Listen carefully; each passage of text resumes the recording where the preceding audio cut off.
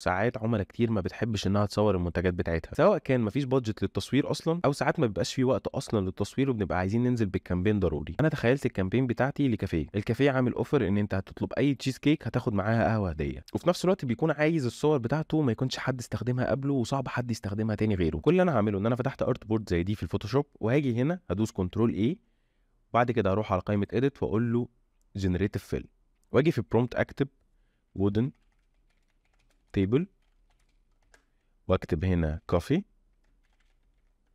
وبعد كده هكتب تشيز كيك، وبس كده هقول له جنريت. بصوا كده دي اول نتيجه طلعت معايا. طبعا تحس ان الصوره يعني تحفه، وتحسه اصلا فاهم ان التشيز كيك هي اللي معاه القهوه مش العكس، فحاطط لك الدنيا في اللذيذ خالص يعني. والله الواحد جاع. هنشوف كده الصوره اللي بعدها. يعني شكل الديكوريشن بتاع الصوره تحفه، التشيز كيك والقهوه الدنيا يعني. ودي الصوره الثالثه طبعا مش باينه قوي، محتاجة تتوسع شوية.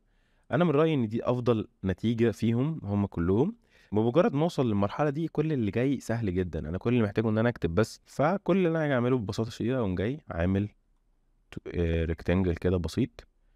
أخد بس إيه، عايز أخد أكبر قدر من الشاشة معايا، وأسطنه كده، نظبط أبعاده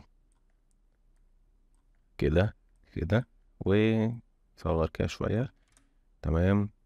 نلغي ستروك، حط بس ايه يبقى لونه ابيض. وبعد كده هاجي على الاوباسيتي، اقلل الاوباسيتي بتاعته خالص، واجي بالتكست تول بتاعتي العاديه جدا اكتب له بس كده، نصنع الكلام بالشكل ده.